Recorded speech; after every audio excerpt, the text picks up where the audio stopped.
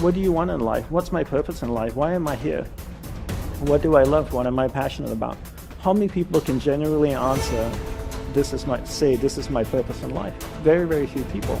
Once you're clear with your purpose, you know what to concentrate on, and you know what to direct your finite amount of energy towards. If you're conditioned, it's because you have allowed yourself to become that.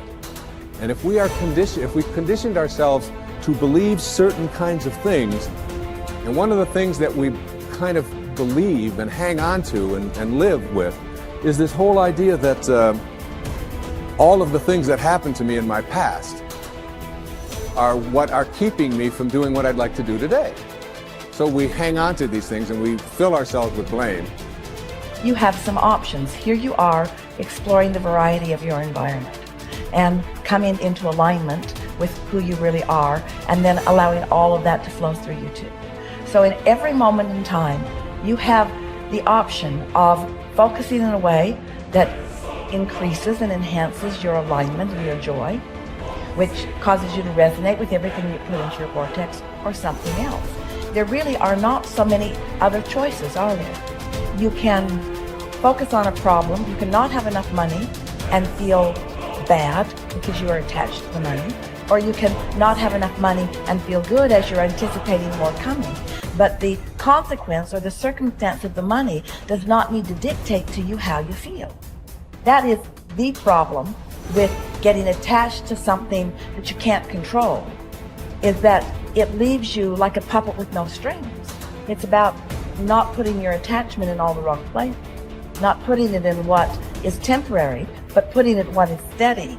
And then in that steady attachment or alignment, then you can just flow it to whatever is currently in your now, flowing through your experience. You can't give away what you don't have. People who are not good at giving away love can't give away love because they don't have it to give away. If I want to give you a dozen oranges, I can't give you those dozen oranges unless I go out and pick up 12 oranges someplace. Otherwise, all it is just empty rhetoric. And the same thing is true of virtually everything in your life. You can't give away love for others if you don't have love in here to give away.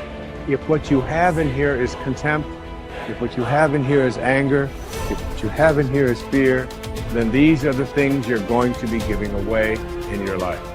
Every one of you are drawing a picture with your life. You're the artist.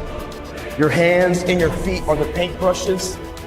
And the choices and decisions you're making right now are the paint strokes. You can paint whatever picture you want to paint.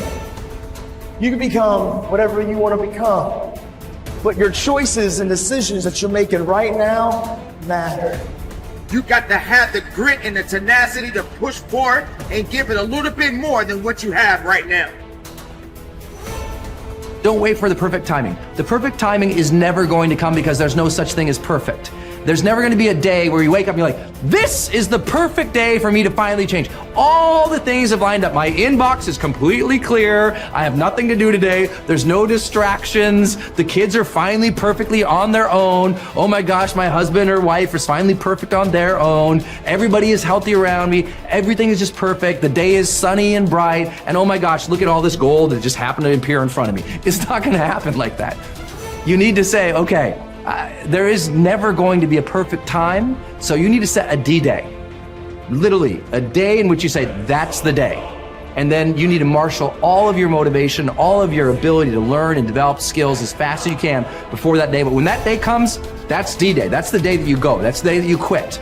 And that has to be a real date for you. I mean, mark it on the calendar.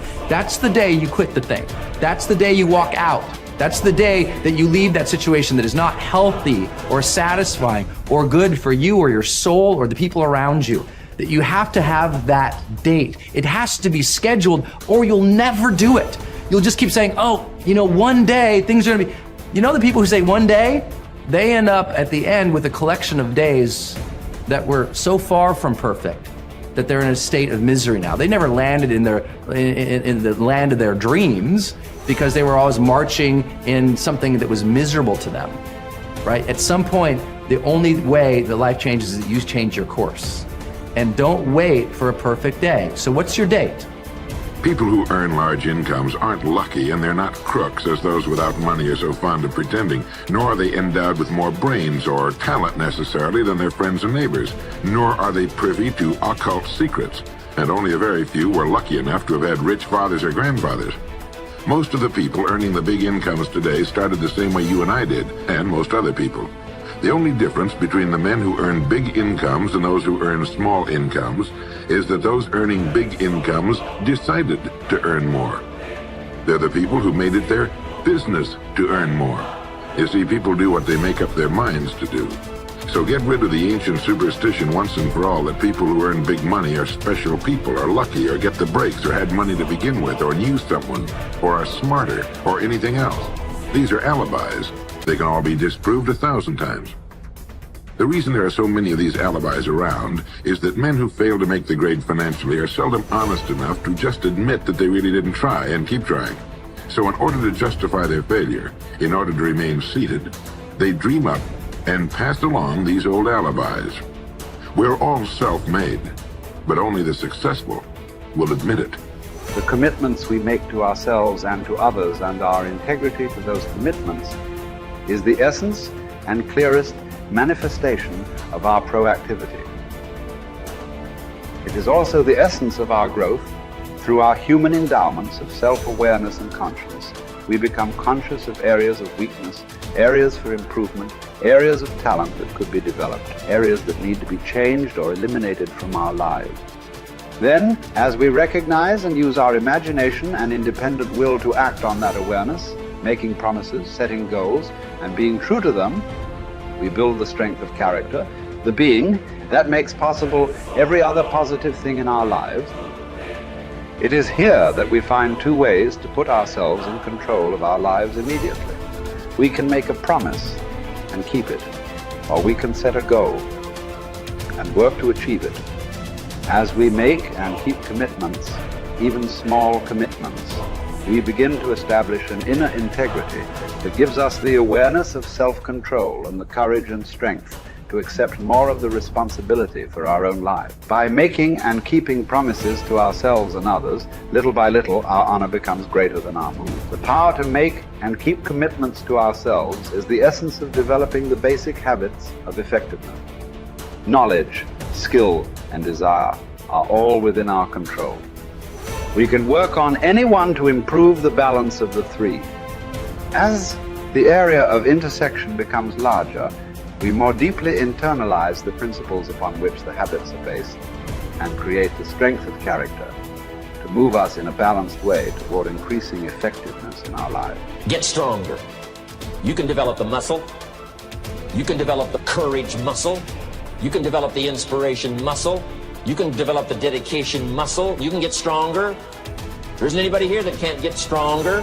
Next time we see you, may not even recognize you. How strong you're going to be able to become in language, in style, and personality, the ability to cope, the ability to handle with anything that happens, no matter what happens. And the third one is get better. We can all get better. I've gotten better. First talk I gave, I stood up, my mind sat back down. But here's the secret to my success. I stood up and did it again. Stood up and I did it again. And I did it again, and I did it again all those many years ago. I did it when I was scared, and I did it when I didn't want to, and I did it when I was ill. And I did it when it didn't work well, and I did it when they didn't appreciate it, and I didn't a lot of times when I didn't know much what I was doing. I just did it anyway.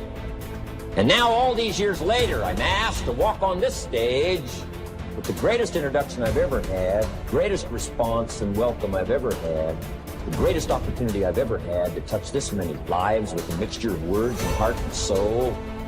I got better. I got better day by day and week by week and month by month, and I'm asking you to do the same thing until you can develop a long arm and a long reach, until you can develop influence that won't quit. Touch people next year you couldn't touch this year. Touch people now you couldn't touch before. Conduct a meeting now you couldn't conduct before. Heart and soul now mixed in there that wasn't there, missing before. I'm asking all of you to get better in spite of the winters, in spite of the downturn, the money downturn, the social downturn, the personal downturn, whatever it is. Just get stronger. Get better.